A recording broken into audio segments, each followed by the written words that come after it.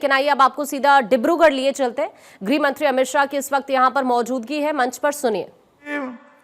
श्री ऋतुपर्णा बरुआ जी, और आज इस खुशनुमा माहौल में जहां तक नजर पड़े लोग ही लोग दिखाई रहे हैं।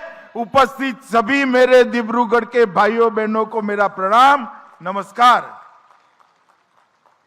सबसे पहले मैं आज चाय राजधानी डिब्रूगढ़ की जनता को बहुत बहुत मन से प्रणाम करने के लिए आया हूं। यही भूमि है डिब्रूगढ़ की जिससे असम की चाय की खुशबू पूरी दुनिया में पहुंचती है और भारत के चाय का जायका पूरे दुनिया लेती है। यही भूमि ने भारत को एक प्रकार से वैश्विक पहचान दी है और यहीं के चाय बागान के मेरे श्रमिक साथियों ने भारत के अर्थतंत्र को मजबूत कर एक बहुत बड़ी निर्यात की व्यवस्था देने का काम किया है।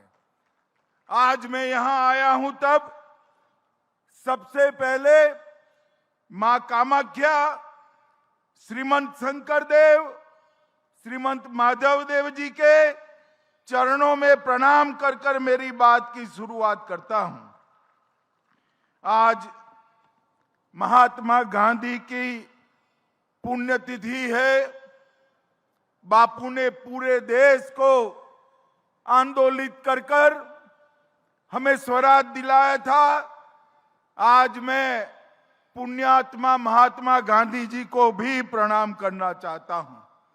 भाइयों और बहनों, आज यहां पर लगभग 825 करोड़ की लागत से 5 परियोजनाओं का भूमि पूजन और उद्घाटन हुआ है। सबसे पहले मैं आसाम के मुख्यमंत्री श्री हेमंत बिस्वा शर्मा को डिब्रूगढ़ की जनता की ओर से बहुत बहुत बधाई देना चाहता हूं। इन्होंने 2025 में घोषणा की कि आसाम को हम समावेशी बनाएंगे और डिब्रूगढ़ को असम की दूसरी राजधानी बनाने का उन्होंने निर्णय घोषित किया।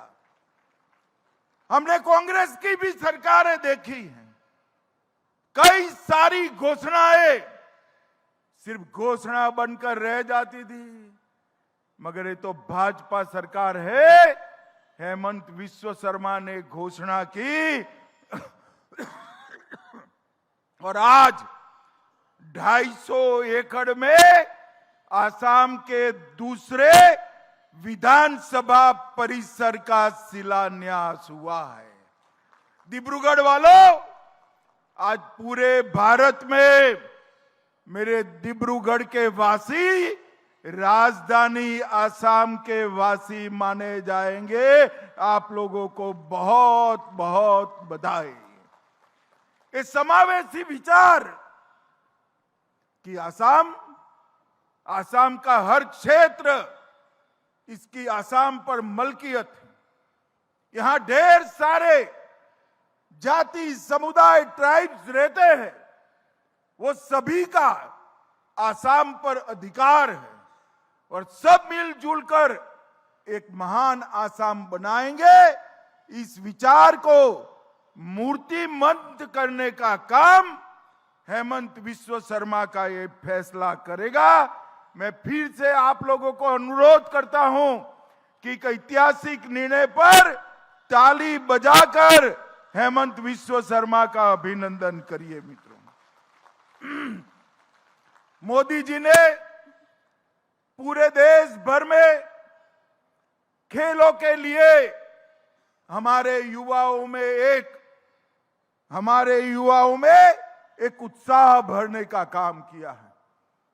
स्पर्धा चाहे राष्ट्रीय हो, अंतर्राष्ट्रीय हो, एशिया की हो, हमारे युवा आज खेलों में बहुत अच्छा प्रदर्शन कर रहे हैं। युवाओं के उत्साह से कुछ नहीं होता जब तक खेल का इंफ्रास्ट्रक्चर, खेलने की सुविधा, ट्रेनिंग की आधुनिक व्यवस्था, पारदर्शी चयन और खिलाड़ियों को सरकार की ओर से आर्थिक सहयोग नहीं मिलता है, खेल पनप नहीं पाता है।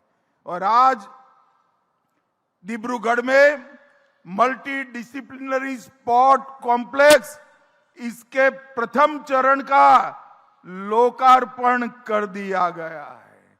मित्रों, 240 करोड़ से 106 बीघा में indoor stadium, swimming pool, football मैदान, lawn tennis court, basketball court, volleyball court, खिलाड़ियों की हॉस्टल और कोच को रहने की जगह, एक प्रकार से विश्व भर के जो आधुनिक स्पोर्ट्स कॉम्प्लेक्स होते हैं, ऐसा स्पोर्ट्स कॉम्प्लेक्स का पहला चरण आज बनकर यहां लोकार्पित किया गया है।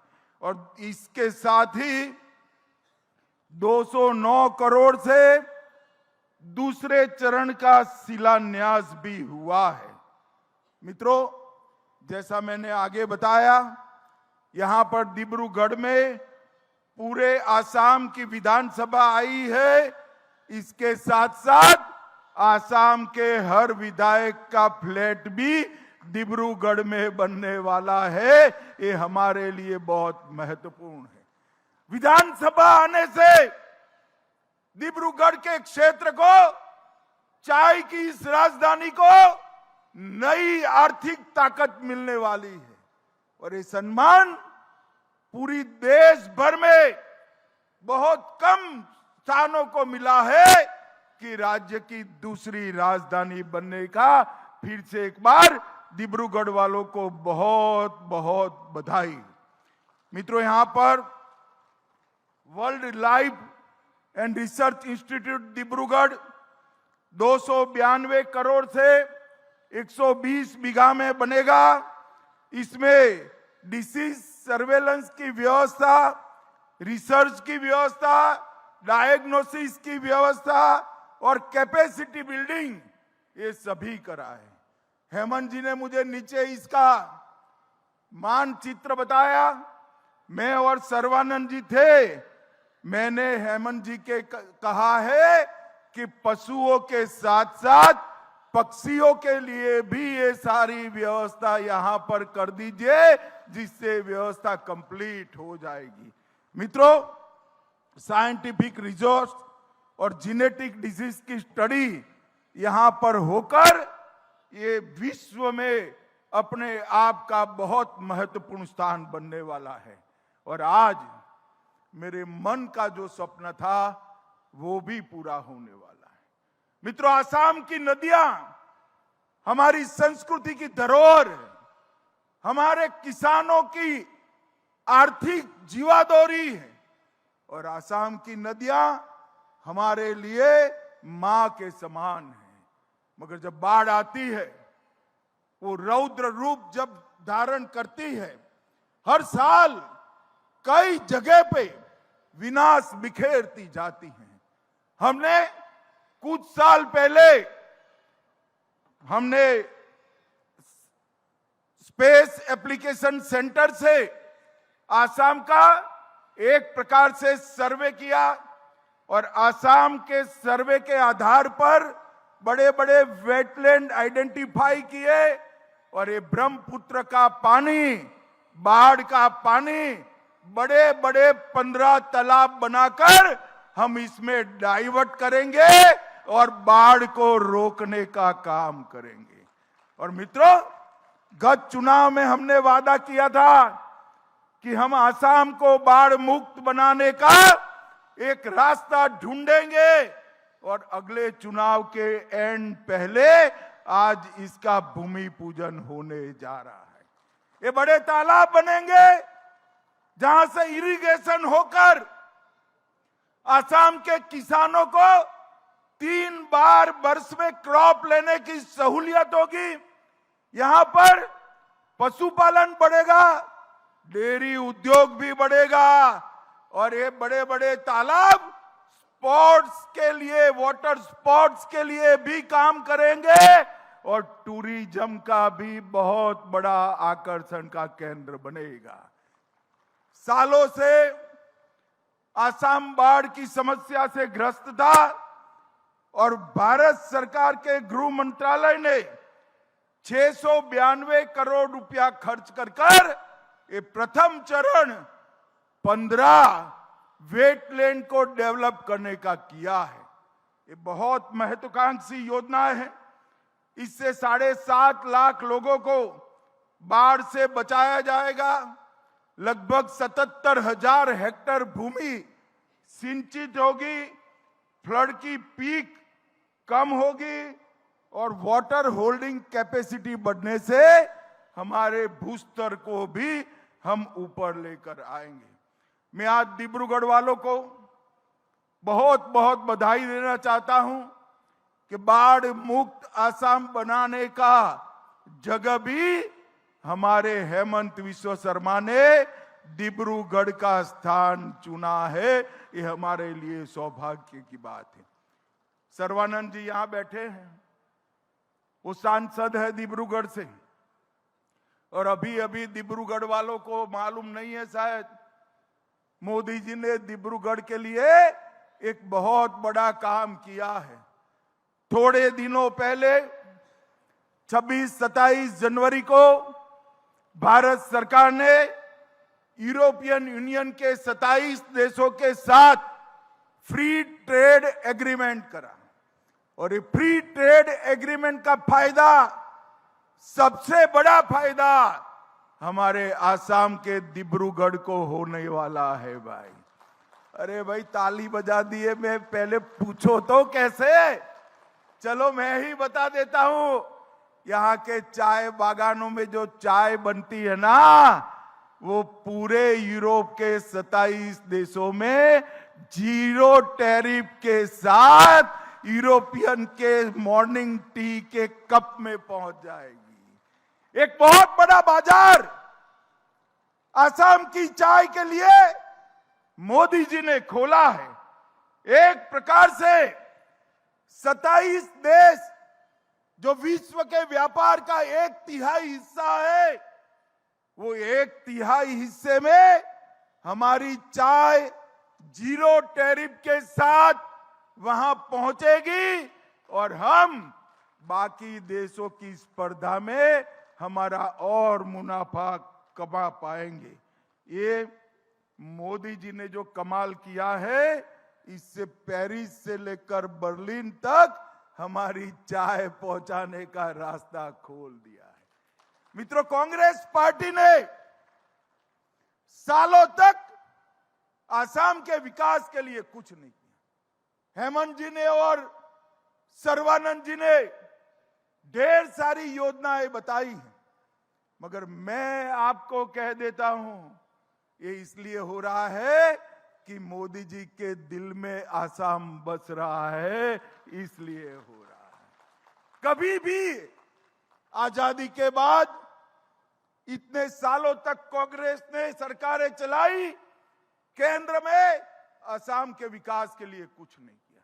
आज कुछ भी हो, इंफ्रास्ट्रक्चर का डेवलपमेंट करना हो, सबसे पहली प्रायोरिटी हमारा आसाम है। आज वन्य जीव और पर्यावरण का काम हो, सबसे पहली प्रायोरिटी हमारा आसाम है। आज सेमीकंडक्टर बनाना हो, चिप बनाना हो, देश में 3 ही प्रदेश में कारखाना जाएगा तो 27,000 करोड़ का इन्वेस्टमेंट हमारे आसाम में आएगा। जब टाटा वाले पूछते हैं कि कैंसर के लिए अस्पतालों का जाला बुनना है, कहां बुने, तो दिल्ली से मार्गदर्शन होता है कि हमारे आसाम में करिए, यहां से किसी को दिल्ली न आना पड़े।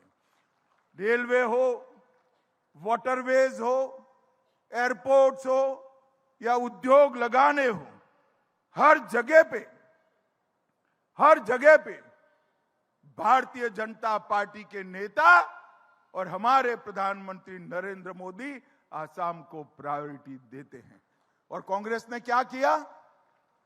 आज मैं डिब्रूगढ़ के मंच से कांग्रेस के नेता राहुल गांधी को पूछना चाहता हूं, आपने असम को क्या दिया? गोलियां, बम धमाके, संघर्ष और युवाओं की मौत दी। भारतीय जनता पार्टी की सरकार बनने के बाद, नरेंद्र मोदी प्रधानमंत्री बनने के बाद पूरे नॉर्थ ईस्ट क्षेत्र में 20 से ज्यादा समझौते हुए 10,000 युवाओं ने हथियार नीचे डालकर हमारे आसाम और नॉर्थ ईस्ट को सुरक्षित बनाया है।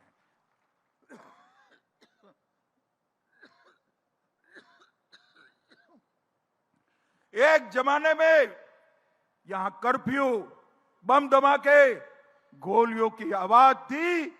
आज भूपेन दा का संगीत यहां से पूरे विश्व में पहुंच रहा है। और आज तक भूपेन हजारिका को भारत रत्न देने की सूद नहीं दी।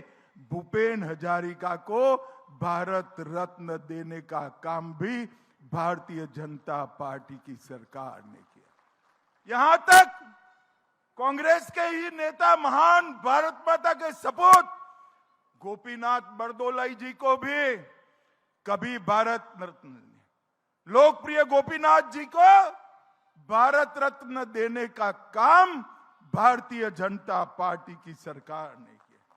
और हमने यहां शांति, सुशासन, विकास और एक प्रकार से सबको साथ लेकर चलने की नई संस्कृति का विकास किया है। और 2021 में डिब्रूगढ़ की धरती पर आज मैं कहना चाहता हूं, भाजपा आसाम सरकार ने, हमारे मुख्यमंत्री जी ने यहां पर अमेंडमेंट कर चाय बागान वालों को मालिक बनाने का काम हमारे हेमंत विश्व शर्मा ने किया था। मित्रों, आज पूरे विश्व में आसाम और नॉर्थ ईस्ट के अलग अलग सांस्कृतिक गमछे हमारे नॉर्थ ईस्ट की संस्कृति का सम्मान का प्रतीक बने हुए। अभी राष्ट्रपति महोदया ने 26 जनवरी को एट होम कार्यक्रम में सभी को नॉर्थ ईस्ट के गमछे पहनाए। यहां तक कि यूरोपियन यूनियन की अध्यक्षा और बाकी सारे जो लोग आए थे उन्होंने भी गमछे डाले। एक ही व्यक्ति ने आसाम का गमछा नहीं डाला, उसका नाम था राहुल गांधी। अब मैं पूछना चाहता हूं कांग्रेस पार्टी के लोगों को कि नॉर्थ ईस्ट का गमछा राहुल जी ने नहीं डाला, पूरे देश और दुनिया के लोगों ने डाला। भला आपकी क्या दुश्मनी है भाई? जरा ये तो बताओ, इतना अन्याय क्यों करते हो हमारे नॉर्थ ईस्ट के साथियों के लिए? मगर मैं आज कहकर जाता हूं, राहुल गांधी को जो करना है वो करे। जब तक भारतीय जनता पार्टी राजनीति में है, नॉर्थ ईस्ट की संस्कृति को कोई हिला नहीं सकता, कोई हिला नहीं सकता। आज हमारे मोदी जी यूएन के मंच पर असम का गमछा लेकर जाते हैं और यूएन में भाषण में शंकर देव और माधव देव का नाम देकर वो विश्व में हमारी संस्कृति का प्रचार और प्रसार करते हैं। लसित बरफुकन को आज मोदी जी और असम सरकार ने पूरे देश की सभी भाषाओं में लसित बरफुकन के वीर जीवनी को अलग अलग 23 भाषाओं में अनुवादित कर वहां तक पहुंचाने का काम किया है। और 400वीं जयंती हेमंत जी यहां मनाना चाहते थे।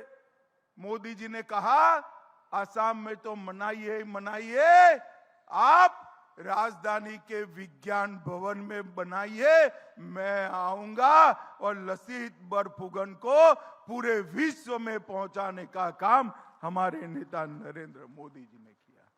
भाइयों बहनों, एक और बात मैं करना चाहता हूं। हमारे आसाम में, मुझे बड़ी गंभीरता से बताइए, डिब्रूगढ़ वालों को इतना परेशानी नहीं है, मगर आसाम की परेशानी डिब्रूगढ़ की है या नहीं है भाई? जरा जोर से बोलो, आसाम की परेशानी हम सबकी है या नहीं है? पक्का है? आसाम में घुसपैठ होना चाहिए क्या? अरे जोर से बोलो, होना चाहिए क्या? एक कांग्रेस पार्टी ने असम को घुसपैठ कर अपनी वोट बैंक की राजनीति से सत्ता प्राप्त करने का घुसपैठियों के माध्यम से एक हथियार बनाया था। मैं बधाई देना चाहता हूं भाजपा सरकार को, असम की और हमारे मुख्यमंत्री को, कि ये डेमोग्राफी बदलने का सिलसिला उन्होंने बंद कर दिया। 1,26,000 एकड़ भूमि बांग्लादेशी घुसपैठियों से मुक्त कराने का काम